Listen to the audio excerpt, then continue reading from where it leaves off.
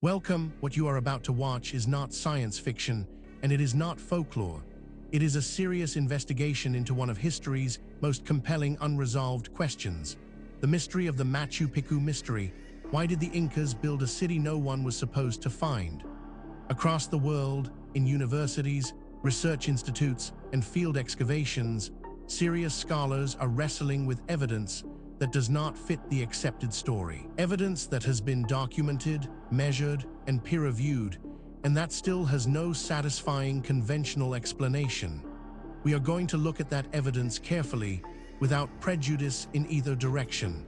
Not dismissing what is extraordinary, but not accepting it without scrutiny either. The truth, as always, is in the details.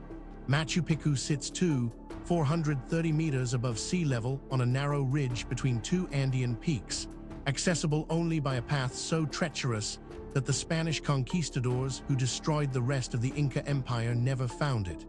It was built in the 15th century, occupied for less than 100 years, then abandoned so completely that the jungle swallowed it entirely. Hiram Bingham rediscovered it in 1911, but local farmers already knew it was there. The questions that genuinely puzzle archaeologists are not about discovery, they are about purpose. Machu Picchu is built to an extraordinary standard, stonework so precise that a knife blade cannot be inserted between blocks, fitted without mortar, engineered to flex during earthquakes. Isotope analysis of the people buried their shows. They came from across the entire Inca Empire. The astronomical alignments are exact. The site was clearly important, but why here at altitude, hidden, difficult to reach? What was the Inca state doing at Machu Picchu that it could not do anywhere else? This is where our investigation begins. Stay with us, because the further we go into the evidence, the more extraordinary it becomes. The story you think you know is only the surface. Beneath it lies something far more remarkable. Let us begin. Before we examine the specific evidence, we need to step back and understand the context. This case does not exist in isolation. It sits within the broader phenomenon of lost civilizations, and to properly evaluate what we are looking at, we need to understand the broader picture that surrounds it. The ocean has a long memory. As the last ice age ended around 12,000 years ago, sea levels worldwide rose by more than 120 meters, enough to drown entire coastal civilizations that may have flourished along shorelines that no longer exist. The continental shelves that now lie submerged beneath shallow coastal seas were once habitable land. River deltas, bays, and estuaries that today lie underwater were once the most attractive real estate on Earth. Rich in resources, temperate in climate, and accessible by sea. If ancient peoples built their settlements where resources were most abundant, then much of the archaeological record of early civilization may be sitting on the ocean floor, invisible to conventional excavation. This is not speculation. Marine archaeologists have already found submerged ruins at dozens of locations worldwide, off the coasts of India, Japan, Cuba, and the Mediterranean islands. In some cases, these structures are clearly artificial: stone walls, carved steps, and rectilinear platforms that could not have formed naturally. The academic debate is not whether these structures exist, but what they mean. Were they built by unknown pre-flood cultures, or were they coastal settlements of known civilizations gradually abandoned as waters rose? The answer, in many cases, remains open. What oral traditions add to this picture is equally significant. Cultures living on or near the sea throughout the tropics and subtropics carry remarkably consistent flood narratives, stories of a great inundation that drowned an earlier world. These are not borrowed from one another through colonial contact. They predate European exploration. They appear to be independent memories of a shared catastrophe, the end of the last ice age, when the world coastlines changed forever and entire ways of life were drowned. The civilizations that built on those shores, if they existed, vanished beneath the waves. This context matters because it tells us something important. What we are about to investigate is not an isolated curiosity. It is part of a pattern that researchers in multiple fields have been independently documenting for decades. and patterns in science demand explanation. With that foundation in place, let us now turn to the specific case at hand. Now we reach the heart of the matter. The core evidence surrounding the Machu Picchu mystery, why did the Incas build a city no one was supposed to find, is more extensive, more verified, and more troubling for conventional explanations than most people realize. Let us walk through it systematically, fact by fact, and allow the evidence to speak for itself. We are not going to speculate here. Every point that follows is documented in peer-reviewed publications, official archaeological records, or government archives that are publicly accessible. The question is not whether these facts are real. The question is what they mean. Consider this first extraordinary detail.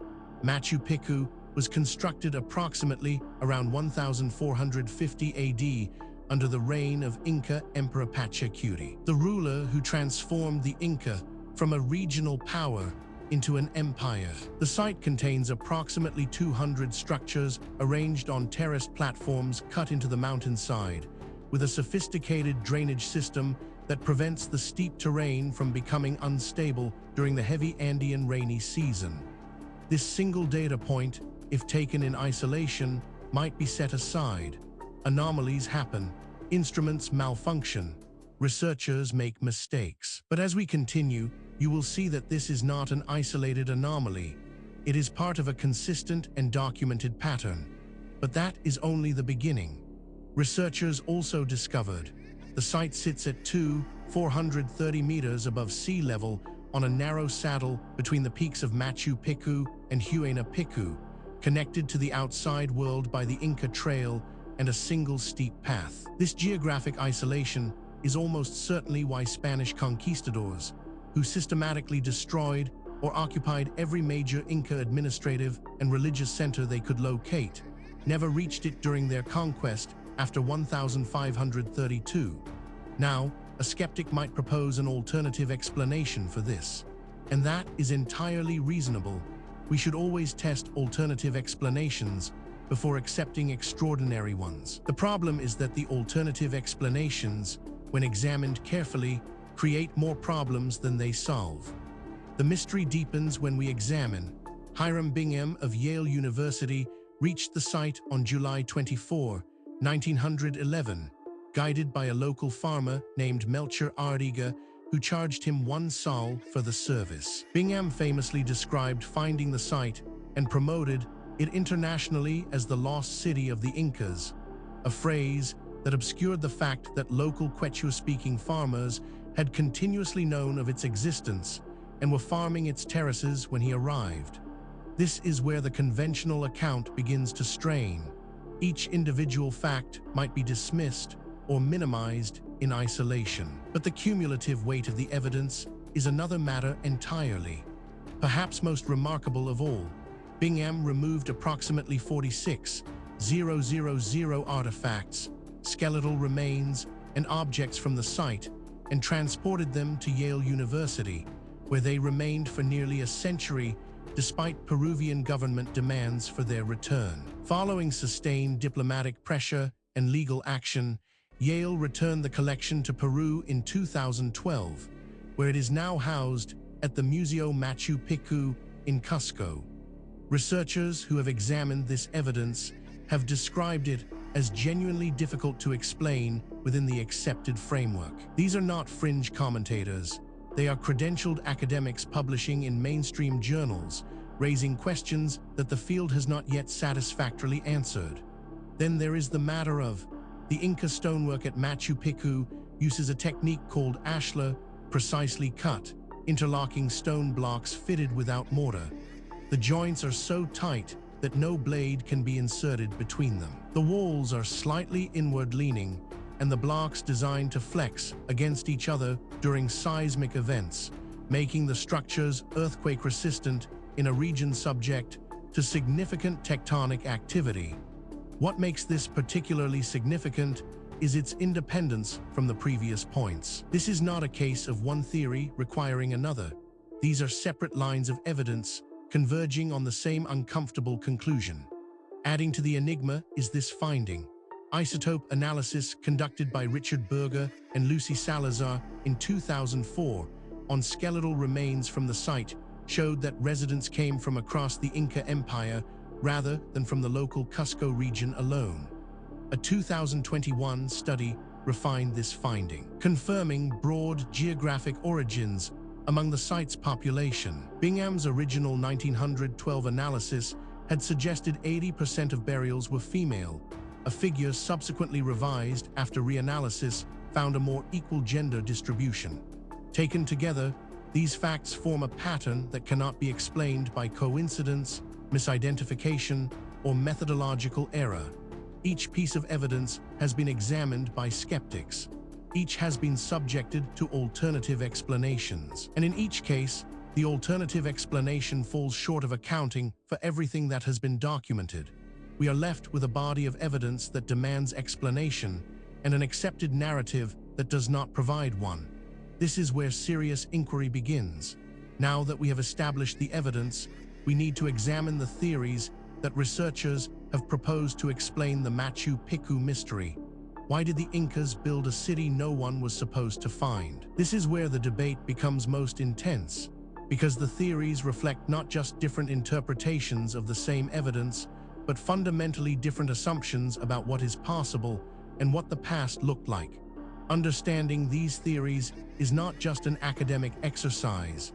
Each one has been championed by serious researchers with genuine credentials, and each one captures something that the others miss. The truth, if it is ever established, will likely draw on elements of several.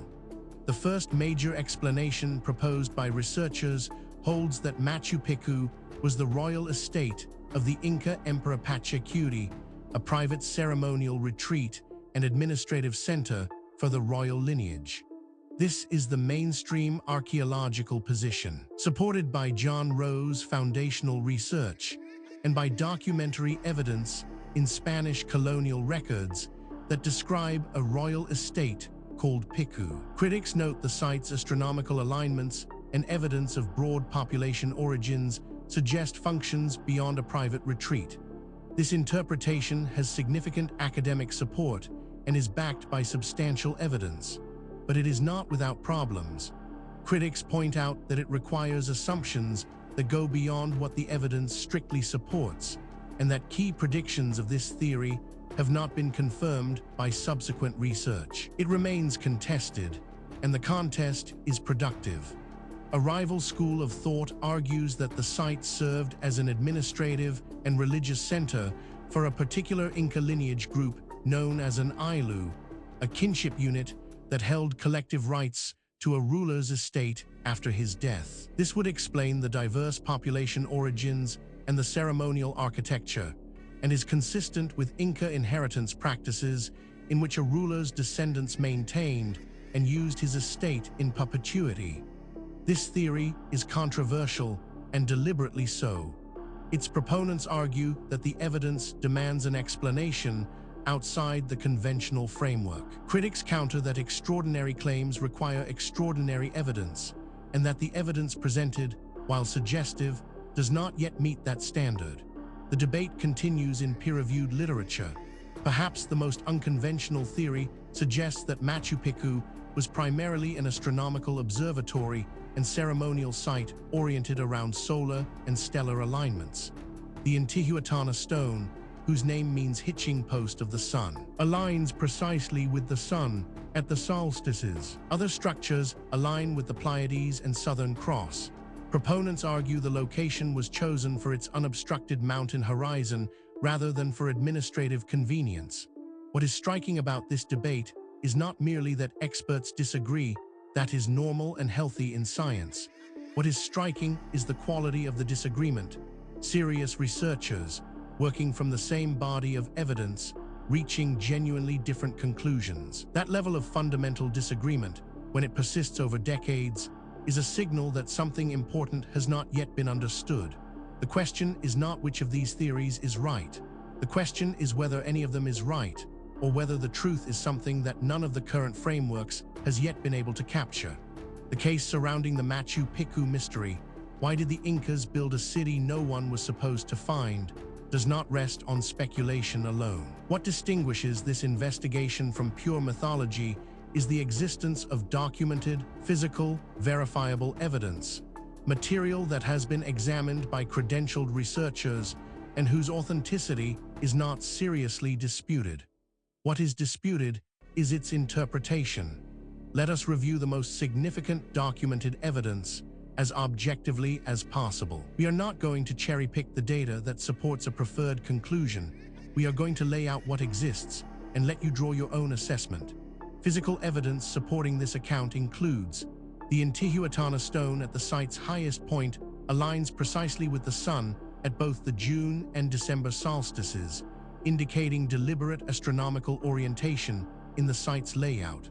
Multiple other structures and windows are aligned to celestial events. The precision of these alignments is inconsistent with accidental placement and confirms that astronomy played a central role in the site's design and function.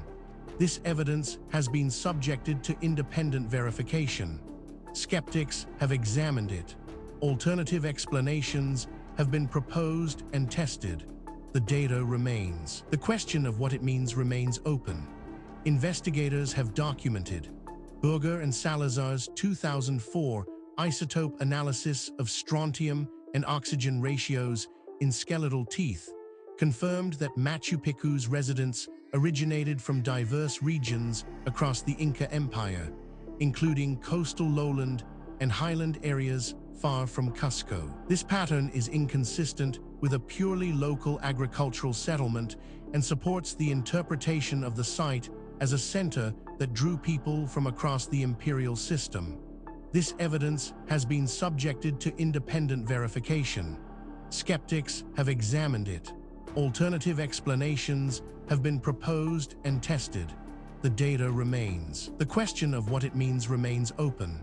On-site analysis revealed Spanish colonial documentary records contain references to a royal estate called Picchu associated with Pachacuti's lineage, providing independent written evidence that the site had official imperial status during the Inca period. The stonemason quality at Machu Picchu demonstrably exceeds that of ordinary Inca construction, confirming the site received the highest level of royal investment in its building program.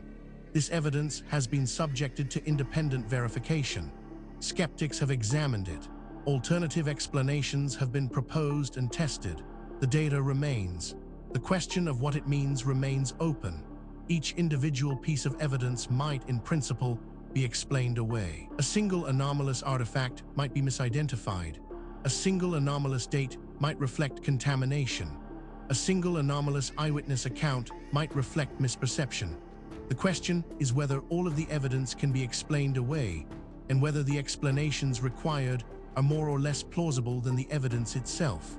When multiple independent lines of inquiry converge on the same conclusion, that convergence is the most powerful signal in empirical science. And that is exactly what we are seeing here. We have examined the history, the evidence, and the theories surrounding the Machu Picchu mystery. Why did the Incas build a city no one was supposed to find?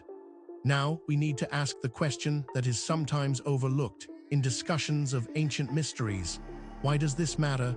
What does it mean for us today? It would be easy to file this away as an interesting historical curiosity, a puzzle from a distant past with no bearing on our present lives. That would be a fundamental mistake. The questions raised by this case touch on issues that are directly relevant to who we are, where we came from, and what the human story actually looks like before the period covered by conventional history. Yale's 2012 return of Machu Picchu's artifacts to Peru followed years of diplomatic negotiation and marked a significant moment in debates about colonial-era extraction of cultural heritage. Ongoing isotope analysis continues to refine understanding of who lived at the site and where they came from. The Peruvian government has implemented daily visitor limits to manage over-tourism at a site now drawing 1.5 million visitors annually. LIDAR survey work in the surrounding cloud forest continues to reveal previously unmapped Inca infrastructure in the region. The site's precise function remains actively debated among archaeologists, and new fieldwork regularly produces findings that complicate earlier interpretations. Furthermore, the tools available to investigate these questions are advancing rapidly.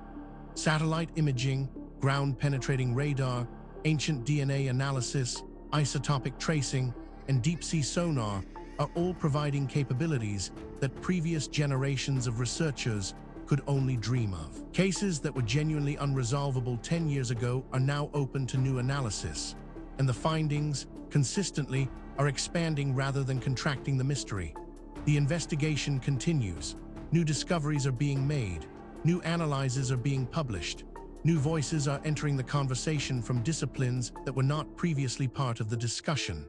The answers, when they come, and they will come, will not merely solve a historical puzzle. They will force a fundamental revision of assumptions that underpin our entire understanding of human history and human potential. We have now walked through the complete case of the Machu Picchu mystery. Why did the Incas build a city no one was supposed to find? From the historical record, through the physical evidence, across the competing theories, and into the modern significance of what remains unresolved. What the story of Machu Picchu ultimately reveals is not just a historical puzzle. It is a mirror.